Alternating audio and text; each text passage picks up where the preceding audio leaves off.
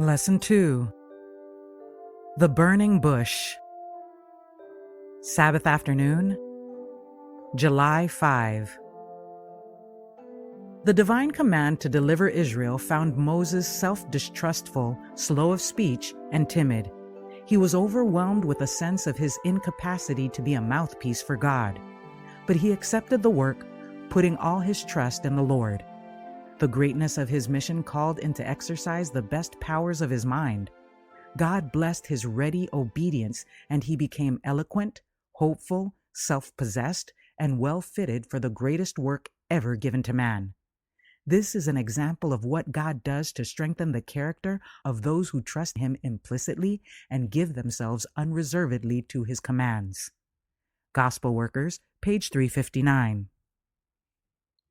Consider the experience of Moses, the education he received in Egypt as the king's grandson and the prospective heir to the throne was very thorough.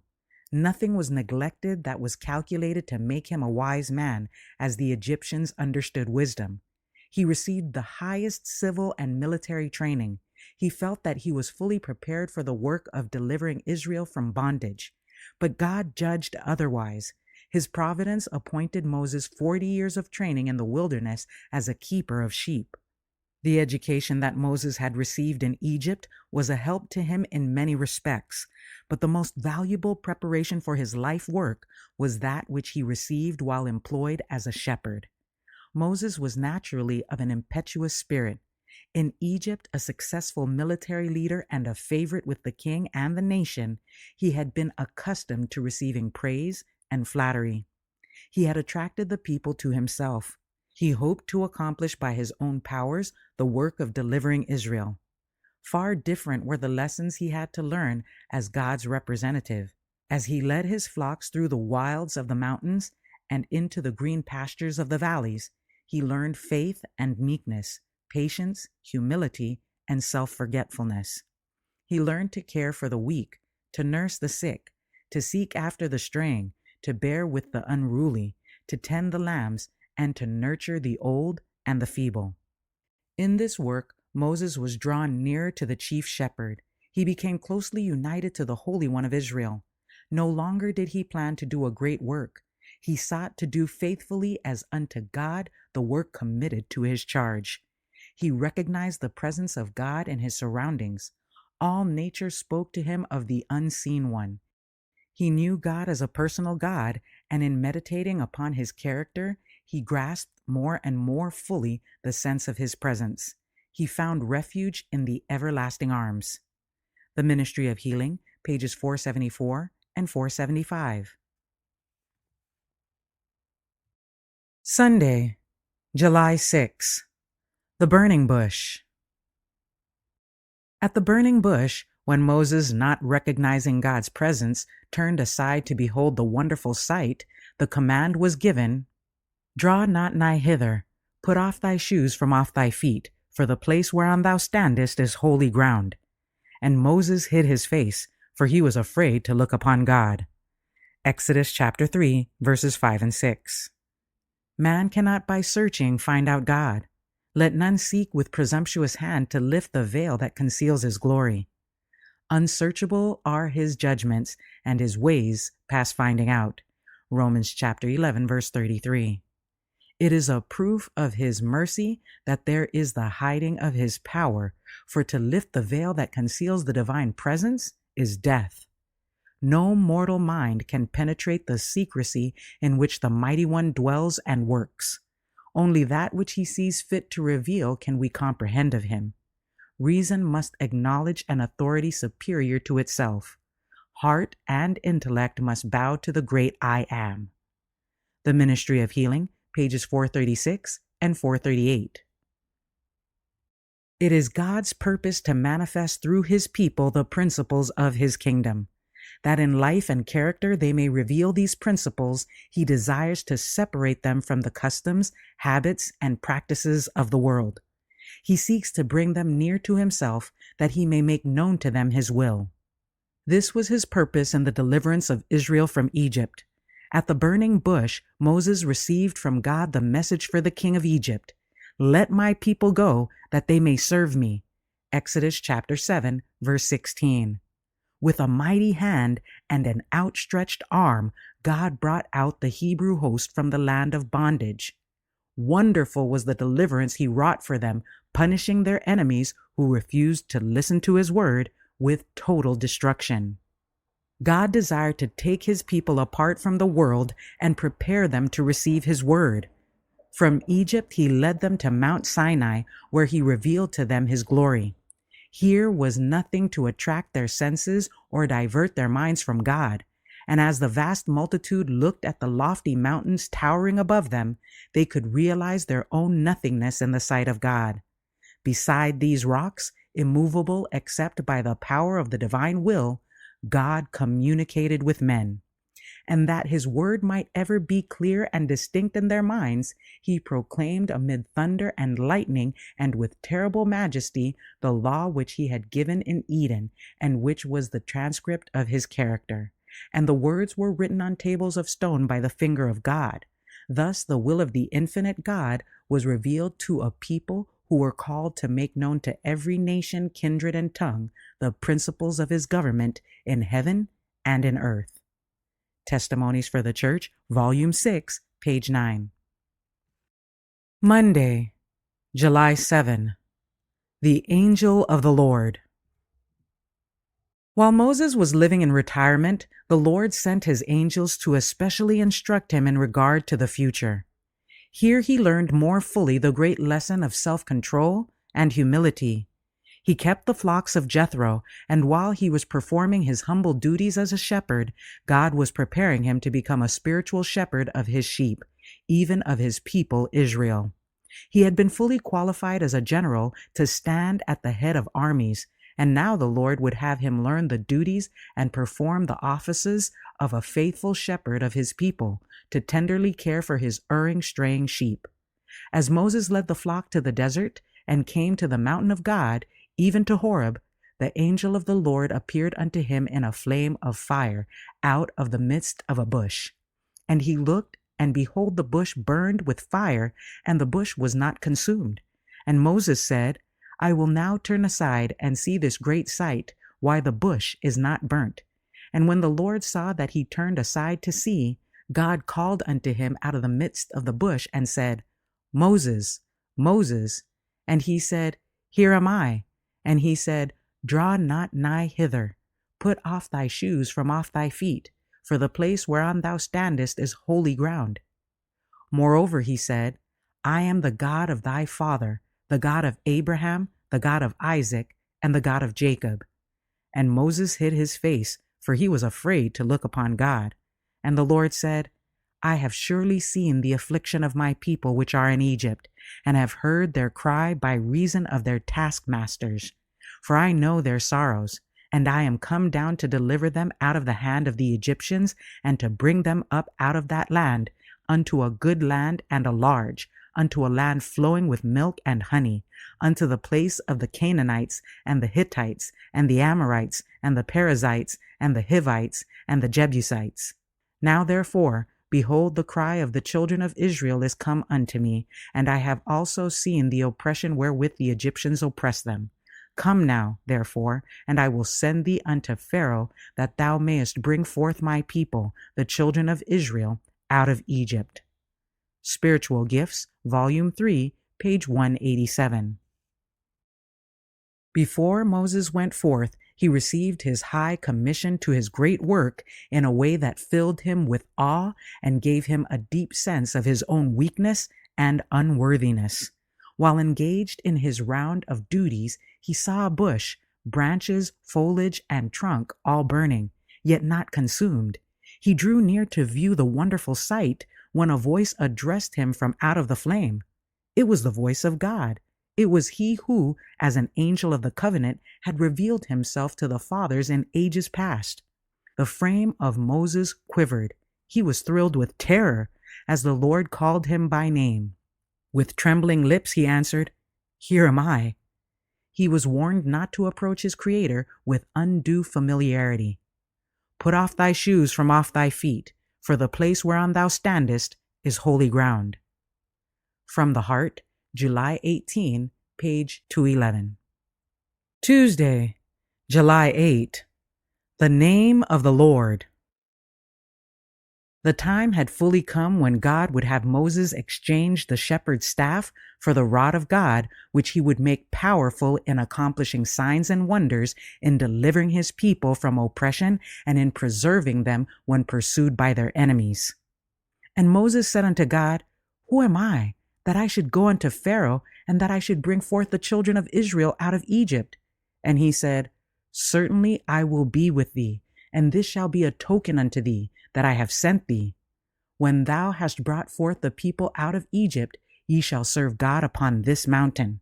And Moses said unto God, Behold, when I come unto the children of Israel, and shall say unto them, The God of your fathers hath sent me unto you, and they shall say to me, What is his name? What shall I say unto them? And God said unto Moses, I am that I am. And he said, Thus shalt thou say unto the children of Israel, I am hath sent me unto you. And God said moreover unto Moses, Thus shalt thou say unto the children of Israel, The Lord God of your fathers, the God of Abraham, the God of Isaac, and the God of Jacob, hath sent me unto you. This is my name forever, and this is my memorial unto all generations. Spiritual Gifts, Volume 3, page 188. In the creation of man was manifest the agency of a personal God. When God had made man in his image, the human form was perfect in all its arrangements, but it was without life.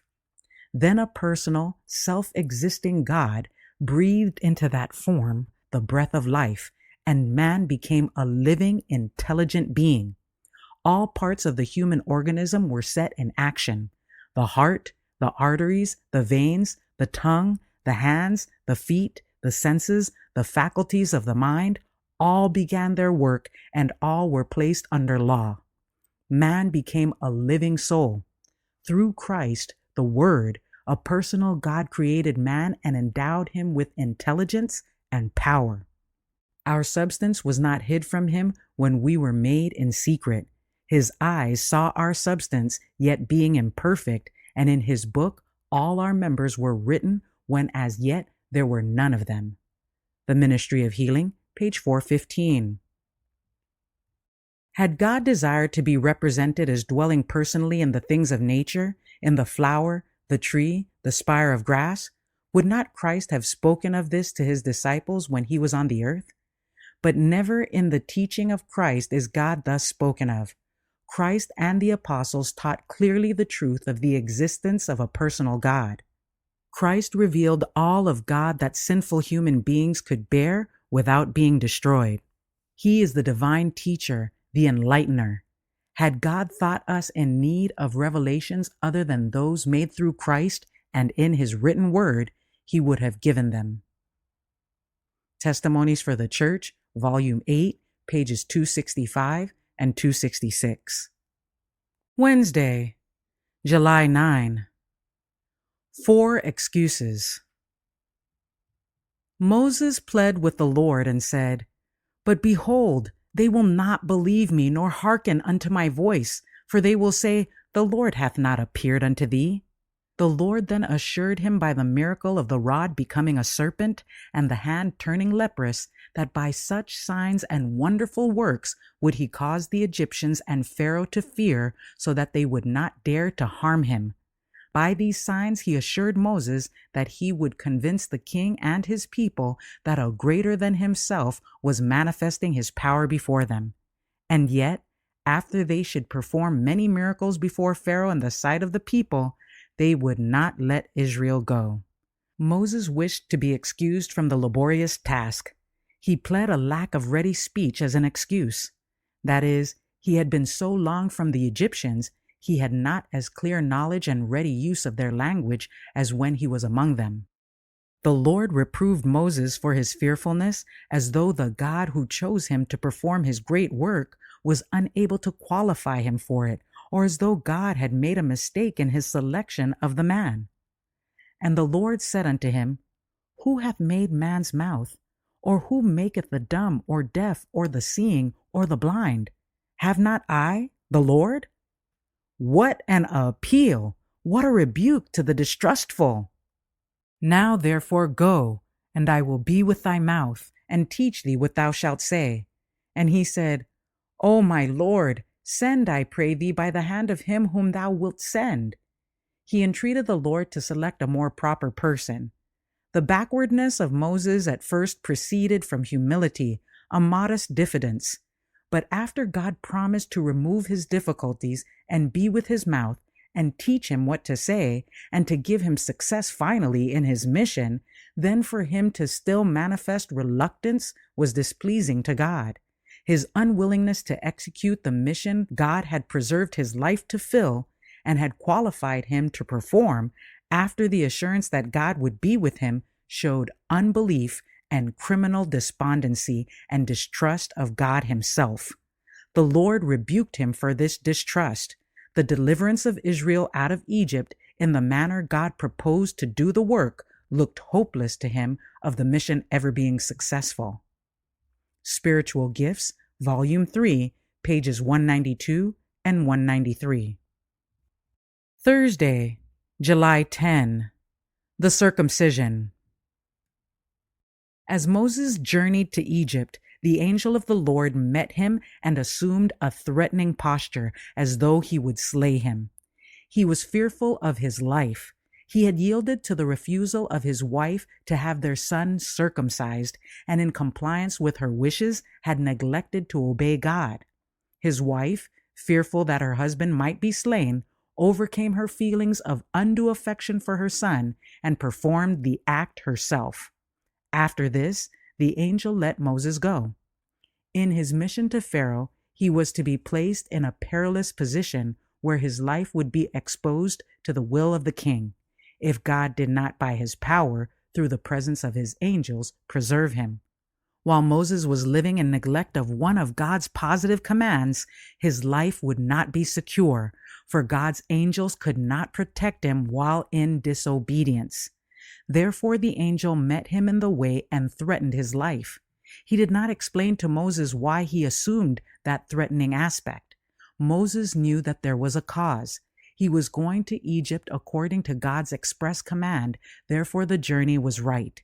He at once remembered that he had not obeyed God in performing the ordinance of circumcision upon his youngest son, and had yielded to his wife's entreaties to postpone the ceremony.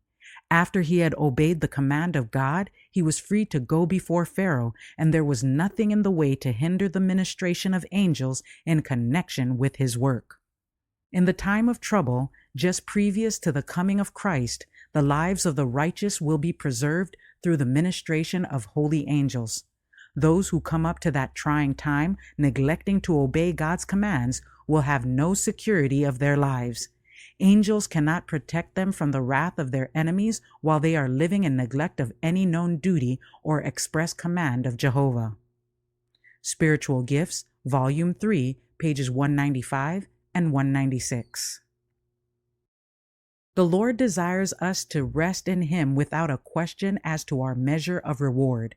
When Christ abides in the soul, the thought of reward is not uppermost. This is not the motive that actuates our service. It is true that in a subordinate sense, we should have respect to the recompense of reward. God desires us to appreciate His promised blessings, but He would not have us eager for rewards, nor feel that for every duty we must receive compensation. We should not be so anxious to gain the reward as to do what is right, irrespective of all gain. Love to God and to our fellow men should be our motive. Christ's Object Lessons, page 398.